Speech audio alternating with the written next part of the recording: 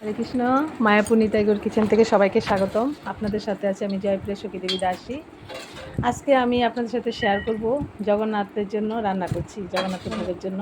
তার জন্য এখানে কাশ্মীর পনির হচ্ছে। এই যে কাশ্মীর পনিরটি আমি ভেজে নিচ্ছি, ময়দাটা ধোয়া হয়ে গেছে। এখন এই যে তেলের মধ্যে দিয়ে দিচ্ছি। এই যে কী সুন্দর ফুলে উঠেছে। এরকমভাবে আমি কাশ্মীর পনিরগুলি ভেজে নিচ্ছি। আজকে অনেক কিছুই রান্না হবে, একটার পর একটা। এই যে ময়দাটা ধোয়াটাও দেখাচ্ছি। এই যে এরকম, তারপর এই ভেজে নিচ্ছি কারণ অনেকক্ষণ টাইম লাগবে এটা ভাজতে। আর এখানে আমি পায়েস রান্না করে নিচ্ছি। একদিকে পায়েসটা বসিয়ে দিয়েছি, পায়েসটা হচ্ছে। আরেকদিকে, কারণ এগুলি অনেকগুলি তো ভাজতে অনেক টাইম লাগবে, অল্প অল্প করে দিয়ে দিয়ে আমরা এটা ভেজে নিচ্ছি। সাদা তেলে লাল লাল করে ভেজে নিচ্ছি। এই যে লাল লাল করে ভাজা হচ্ছে। এই যে ভেজে ভেজে যে বালতির মধ্যে দেখা যাচ্ছে, দেখুন। আর যতই আপনি দিচ্ছেন ততই ওটা মানে নিচে নেমে যাচ্ছে, মানে চিপসে যাচ্ছে। আর এখানে মোচাটাকে একটু হলুদ মাখিয়ে জলে একটু ভিজিয়ে রেখেছি। আর এখানে মিক্স সবজি বানানো হয়েছে, এখানে গোটা পটল হবে। আর এখানে সবজিগুলি রাখা হয়েছে, উচ্ছে হবে, উচ্ছের ডাল হবে। তার জন্য এখানে সবজিগুলি প্রথম রাখা হলো। এখানে আলুটাও বালতির মধ্যে বানানো হয়েছে। এখন পর এখানে পনির আছে।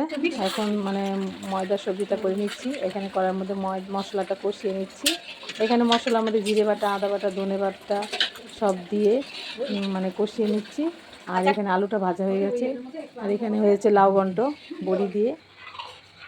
আর এখানে চাটনি, আমের চাটনি হচ্ছে। এইখানে আমের চাটনিটা হয়ে গেলে পরপর একটা একটা করে হয়ে যাচ্ছে আমাদের। আর এখানে মশলাটা ভালো করে কষাচ্ছি, কারণ অনেকগুলি টমেটো গ্রাইন্ডার করে দেওয়া হয়েছে।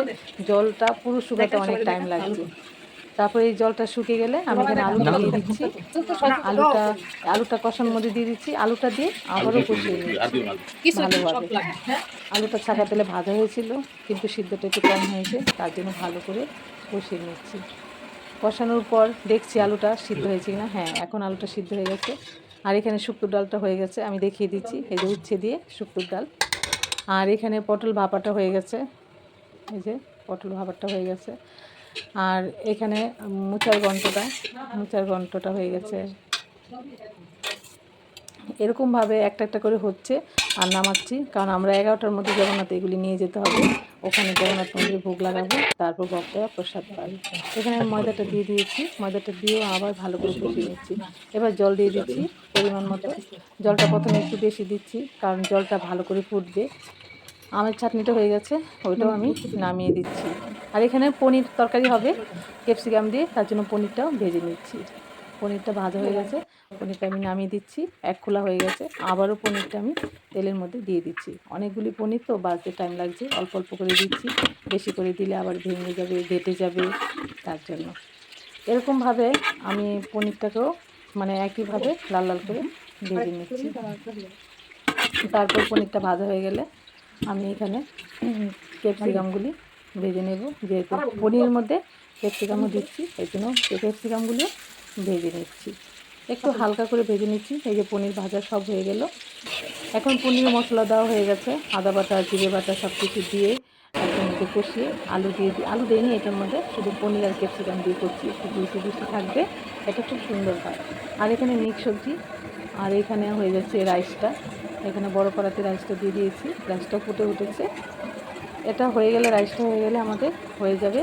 তারপর আমরা এটা আস্তে করে সুন্দর করে সব বালতি, তারপর পট সব কিছুর মধ্যে ঢাকনা দেওয়া সব ভরে এবার আমরা জগন্নাথে যাব।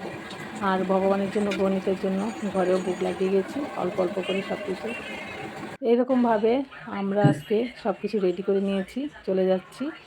তাই আপনাদের সাথে একটু শেয়ার করলাম। আপনারাও দেখেন কীভাবে জগন্নাথের জন্য ভোগ রান্না করে নিয়ে এরকমভাবে নিয়ে জগন্নাথের কাছে ভোগ লাগানো যায়। তাহলে আপনারা ভালো থাকবেন।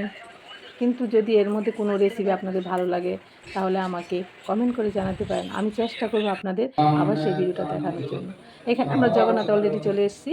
এই জগন্নাথ দর্শন করে নিন সবাই। জগন্নাথ বলদেব সুভদ্রা মহারানী কি জয়।